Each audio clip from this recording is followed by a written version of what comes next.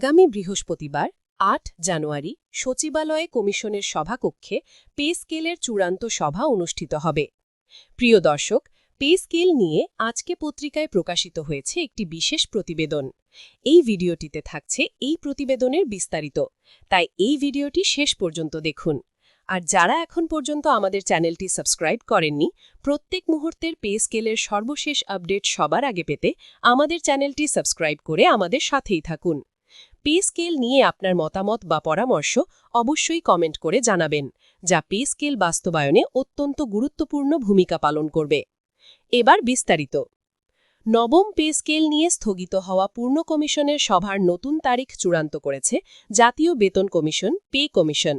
নতুন সিদ্ধান্ত অনুযায়ী আগামী বৃহস্পতিবার ৮ জানুয়ারি সচিবালয়ে কমিশনের সভাকক্ষে এ সভা অনুষ্ঠিত হবে।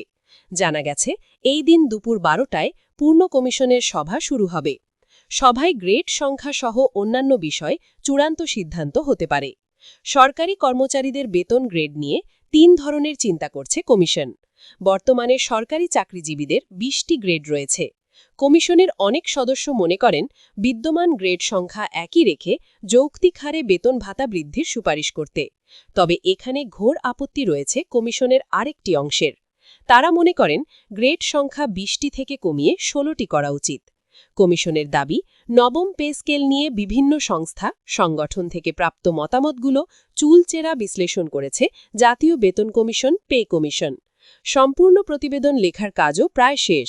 কমিশনের লক্ষ্য বাস্তবসম্মত একটি সুপারিশ প্রস্তুত করা। এজন্য প্রতিটি সংস্থা, দপ্তর এবং সংগঠন থেকে প্রাপ্ত প্রস্তাব বিস্তারিতভাবে পর্যালোচনা করা হয়েছে। পূর্ণ সভায় বাকি বিষয়গুলোতে সদস্যরা একমত পোষণ করবেন। সেই সভার পরেই সুপারিশ জমা দেওয়ার চূড়ান্ত দিন নির্ধারণ করা হবে। জানা গেছে, নির্বাচন ঘোষণার কারণে সুপারিশ ফেব্রুয়ারির মধ্যে জমা হওয়ার সম্ভাবনা বেশি, যাতে ত্রয়োদশ জাতীয় সংসদ নির্বাচনের আগে নতুন পে স্কেল কার্যকর হওয়ার সম্ভাবনা থাকে। এই সম্পর্কিত আপডেট সবার আগে পেতে চ্যানেলটি সাবস্ক্রাইব করে আমাদের সাথেই থাকবেন। সামনের ভিডিও দেখার আমন্ত্রণ জানিয়ে এখানেই শেষ করছি। আল্লাহ হাফেজ।